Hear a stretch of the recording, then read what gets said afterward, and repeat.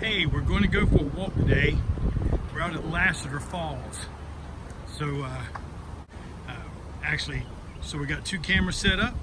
I want to be taking you, if you're looking out this way, towards Lassiter Mill, and then of course right here behind me is some of the waterfalls that are right here in Raleigh. Had to figure out a way so that we could work together and keep getting some things done, but yet me getting a little bit of exercise along the way. So let's go for a little bit of walk. All right, so here's the trail we go down through the woods here. It goes about, I guess about a mile or so.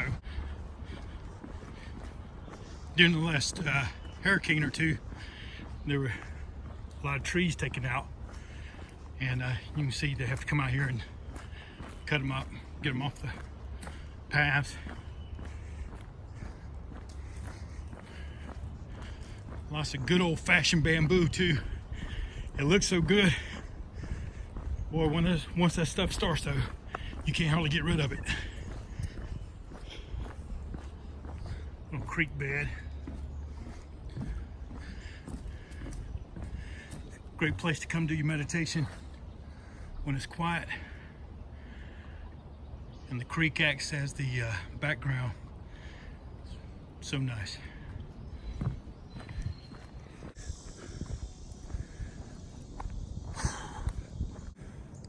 You know, as we come out here to walk, been coming out to this parkway for many, many years. And it's a great place to come practice Tai Chi, get in your meditation. It's just off the road here, the main road off Six Forks Road, Lassiter Mill Road here in North Carolina. But once you get out here, it's got some nice little hills. It's a great walk. But it's always added this element to just helping me relax. And one of the things I want to do is when I'm trying to do the vlogging and putting together our curriculums, so to speak, I want to make sure that I do some things that help us keep some continuity in the stories. Archery has long been associated with martial arts, whether that was a military piece, where I was associated, of course, with Genghis Khan, or even further back, archery has been a critical element to military operations. But it's also been a part of more modern martial arts included. You know, you still find it represented in China and Japan. It's probably still an Olympic sport. But the reason being is that coming up in an episode at Kung Fu Podcast here very soon, we're going to be doing a whole podcast on the measurement of your character through archery. And I mean piece by piece. So what does that have to do with martial arts? And well, I mean, character is character. And you can look at different ways of trying to figure out what the character of someone is. I was struggling at a time and didn't know how to express myself. I was in my late 20s, very early 30s. Sometimes I was taking crap off people that I shouldn't have. And if I did respond, well, better choice of words would probably react. I didn't do it very well.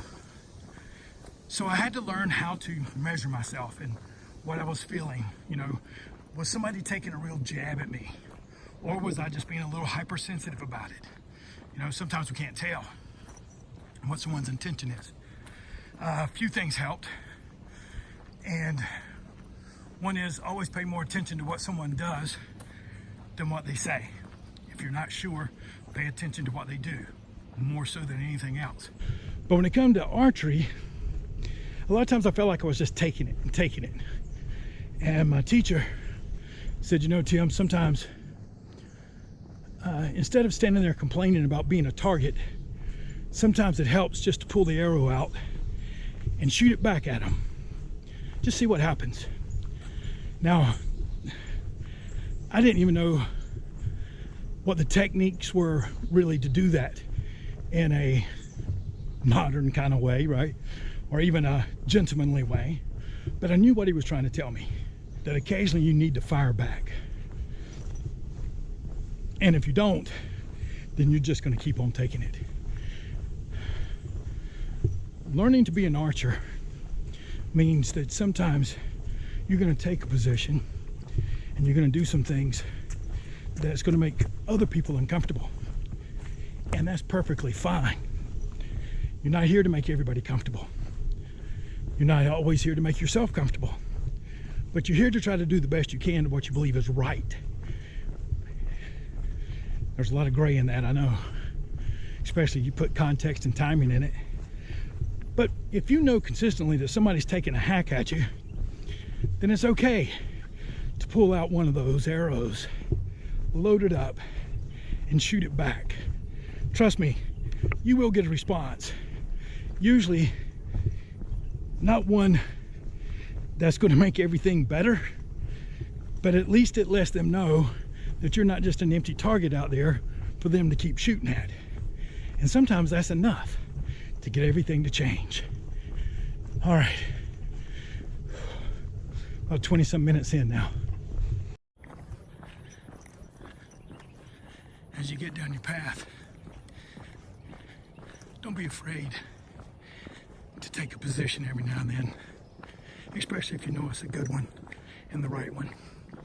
And if you are afraid, that's okay too.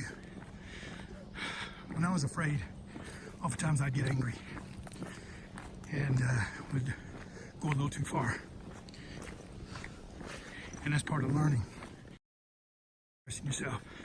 You make another mistake by overexpressing yourself, shooting the arrow back, perhaps at a time you shouldn't have. But you got to start somewhere.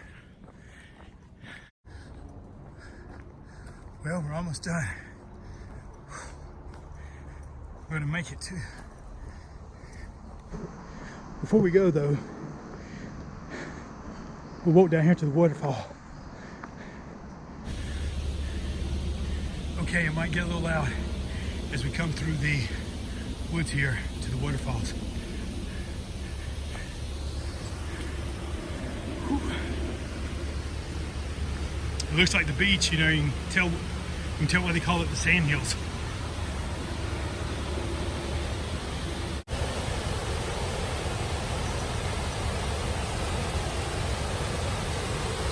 Beautiful area. I don't want a video of me busting my rear end down this sandy cliff though. Prefer not to anyway. Might boost ratings though. Yes. Lacerda Falls. Alright, let's go get some lunch, a nap, and some coffee.